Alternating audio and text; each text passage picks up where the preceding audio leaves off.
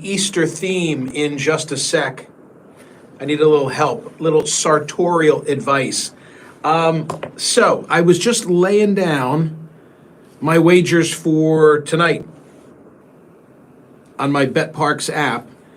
As you know, only 8 teams remain, and after this weekend, only 4 will remain. So UConn, a 9-point favorite against Illinois, defending champ UConn. Alabama, 3.5-point favorite. Actually, my notes say 3.5, but I'll tell you something about that. Against Clemson. Tomorrow afternoon, Purdue, 3-point favorite against Tennessee. Duke, 5.5-point favorite against NC State. I went with Bama as a 3-point favorite, not 3.5. When I went on, the line must have moved because it was 3 points. So 20 large is what I went for a 37.80 payout potential. UConn, 9-point favorite against Illinois. I went with Illinois. I think 9 points is a lot of points. 9 points is a lot of points. I like Illinois getting the 9. So 20 large for a 38.40 payout. New users, join me. Download the BetParks Sportsbook app now for an unbeatable welcome offer. BetParks.com, they've got all the details. The BetParks app is safe, easy, simple to use. Great offer to get started. Have some skin in the game. It's a great basketball weekend. It's a holiday weekend and an important basketball weekend. So have some fun. Bet with your head not over it, as they say. You got to be 21 and in Pennsylvania, New Jersey, Maryland, or Ohio. Gambling problem, call 1-800-GAMBLER. You love to play. You play to win. You bet BetParks. So when I left the house early this morning, I was wearing this tie. And it was tied. Okay, what do you think? It's a little blurry. It morays a little bit, as we say in the biz, right? But I like it. I know that one of the kids got christened with me wearing this tie, which is special. If I went back and looked at the family pictures, I could figure out which one it was. And then there was something bulky in my sport pocket, my sport coat pocket, my suit pocket, actually. And when I got to the studio today, I realized, I had folded up a tie the last time that I had worn it. I have this habit when the show is over to take off my tie, fold it neatly, put it in my pocket. So, ladies and gentlemen, your votes are going to be either polka. It's not really polka dot. It's not polka dot, is it? But let's go with either dotted or just purple. I need votes right now. McGarren, Jim Griner, purple. Harvey, purple. Corinne says, I like the second one. Corinne, what's the second one? Nope, not that one, Kate Kelly. I don't know what you're talking about. Like purple, or dotted. Oh, Robert Stutz, dotted. William Mosley, neither? Are you shitting me? What's wrong with these two ties? They're both gorgeous. Yeah, okay, John Burke, striped, you mean that. Chris Mack, you don't like this, you think that this is too soft, huh? I mean, wow, it's like convincing, except for JD220 or Kate Kelly. Or Christopher Style. Oh my God, come on guys, now the tide is turning. No, it's purple. Okay, winner. This goes on TV today. Chris Mack, you say the dotted is not a good TV tie. You might be right. Let me just see. You got to get the full measure here, like that. That's one of them. And then here's the other. Yeah, it's this, right? Come on, Easter, it's this, right? Tammy Moran, you agree? What color's your jacket, Char? It's navy. The lighting might be funky, but it's navy. All right, hang on. We're very busy today. So I have a great poll question today. I didn't want to personalize the poll question to any one in particular. You saw the thumbnail for this YouTube conversation. You know I'm speaking about the memory of Ruth Bader Ginsburg and the pressure, the questions on Justice Sotomayor to retire. I didn't want to say in the poll question, should Sotomayor retire? Because the issue presented is bigger than Justice Sotomayor, and I figured that the vote would be like a Trump-Biden vote, and people wouldn't even think about the issue that I'm raising. And I want them to think about the issue that I'm raising.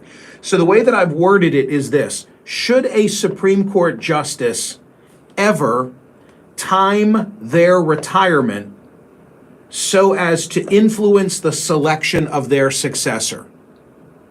Should that factor at all into their thought process as to when they get out? And the reason that I ask the question is because pressure was brought to bear on Ruth Bader Ginsburg when she was older and older than Sotomayor by like 20 years and not well. She didn't get out, and ultimately Donald Trump got to appoint her successor. The composition of the court right now, 9 justices, 6 conservatives. Trump appointed 3 of them. And think about this: if Trump wins the election, he could appoint number 4. He could appoint his 4th Supreme Court justice. So does that in and of itself warrant Justice Sotomayor right now, even though she's only 69, which in Supreme Court years, like Supreme Court years, I guess it would be the opposite of dog years, right? It would be the opposite of dog years. She's a youngin'. She's a youngin', but she's the oldest of the justices appointed by Democrats. The average age of the court is 63. Here in descending order are the ages of the justices. Thomas is 75, Alito is 73, Sotomayor is 69, Roberts is 69, Kagan is 63, Kavanaugh is 58, Gorsuch is 56, Coney Barrett is 52, and Ketanji Brown Jackson is 53. So among the 3 liberal or progressive justices, it's Sotomayor 69, Kagan 63, Jackson 53.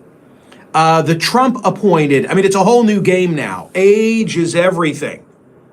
The Trump appointed justices, as I told you, Kavanaugh 58, Gorsuch 56, Coney Barrett is 52. And that's what brings about this conversation as to, hey, given the polling of the election and given the Senate situation, because Democrats have control of the Senate right now by only 51-49, and the map for this election favors the R's. Karl Rove had an op-ed, I think it was just this week in the Wall Street Journal. We linked to it in the newsletter.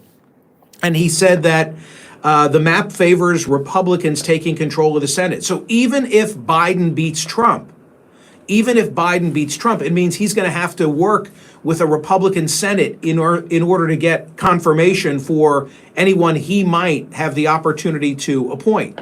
But if the Senate goes Republican, and if Donald Trump wins the presidency, Trump now has the opportunity to appoint his 4th justice. And that court now goes 7-2. And with the ages of these justices, that would be baked in for a long, long time.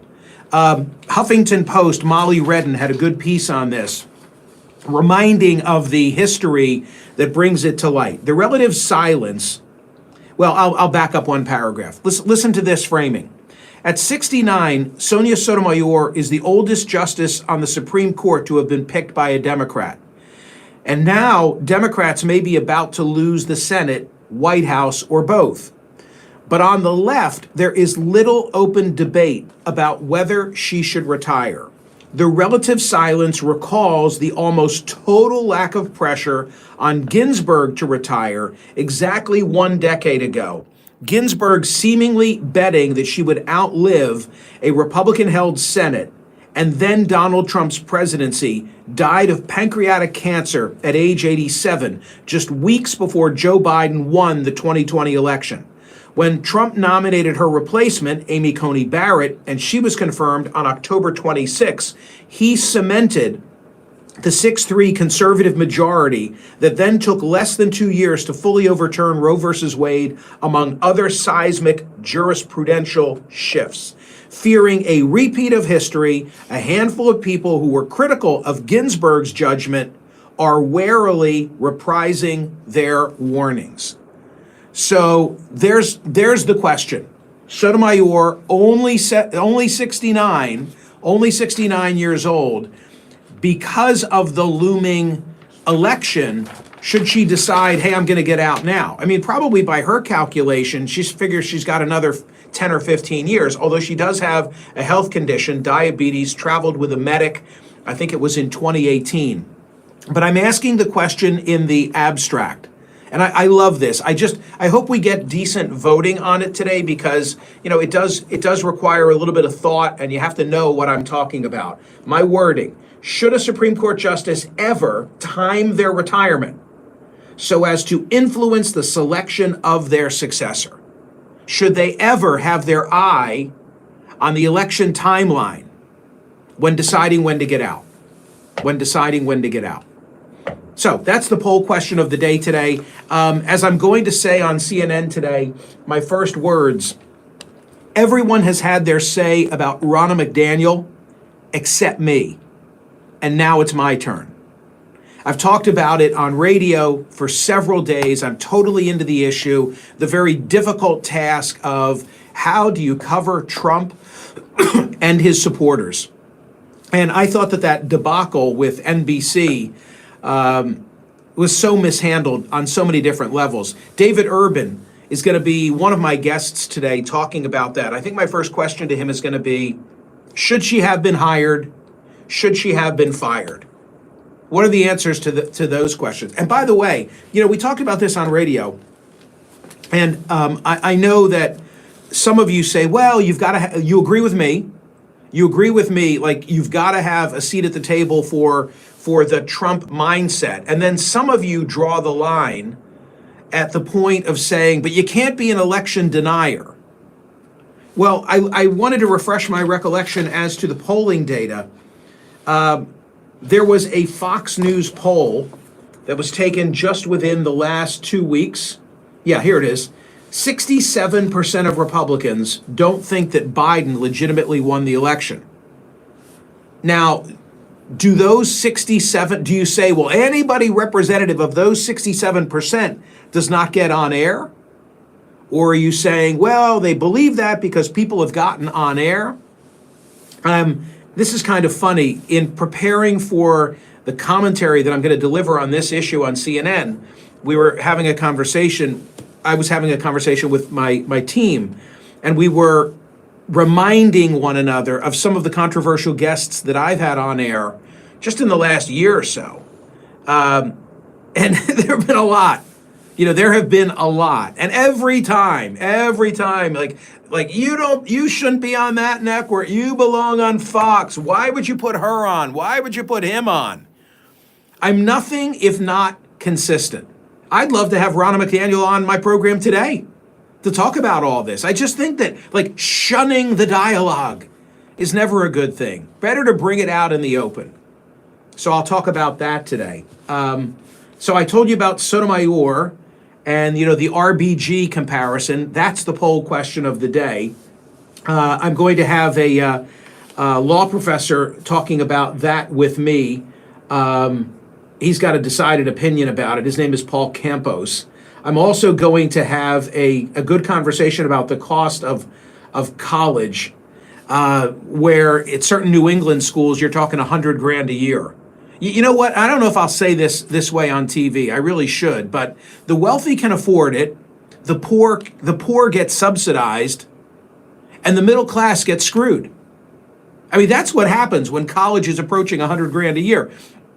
It's also a handful of New England schools, and I think we get this distorted picture of our education system as a result of that. Frederick Wary is going to join me. He's a Princeton professor who studies these issues and more. Frank Sesno is great, used to be the Washington bureau chief for CNN. He'll be my guest talking about the Ronna McDaniel issue as well. And Jeffrey Skelly will be on television with me as he was on radio, addressing the question of whether Robert F. Kennedy Jr. and other third-party candidates can actually get on ballots.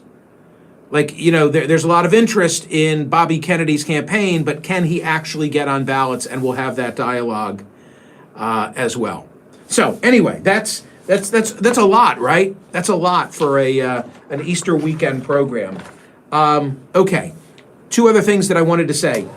I'm really excited about not only, I cannot believe this. Do you ever have something that's on the calendar and it's like, hey, it's way off? You talk about it, you think about it, but it's way off. All of a sudden I realize it is a week from tomorrow that I am presenting the Mingle Project at the Sellersville Theater. I'm so excited about it. Doing a rehearsal this week, and there are a lot of bells and whistles, and it'll be fun. It'll be fun. 2 shows on one day next Sunday. What was my thinking? 2 shows one day. Oh, I know, because the theater said you're going to sell them out, and we have, I think, like 5 seats that are still available, but they're both full, which is wonderful. Thank you. If you're coming to Sellersville, it's going to be a lot of fun. And then on Monday, June 17, the Engman Theater in Long Island, Northport, and those are selling really well also. So I'm really psyched for the sort of the home presentation of the Mingle Project. It's kind of funny because I did it in the East Bay of Northern California, Oakland, San Fran area, Walnut Creek, a month ago, and it was really well received. Now I get to come home and present the Mingle Project in Sellersville, Pennsylvania, and then going out to the island. Or is you got to come to the island? Come to the island. Okay, I'm coming to the island. So I hope to see you there. Okay, I'm going to go tie this tie. This is the winner. Thank you. Nothing says Happy Easter like this tie. I wish you all good things. Go mingle, okay? Go mingle, everybody. I'll see you soon on TV.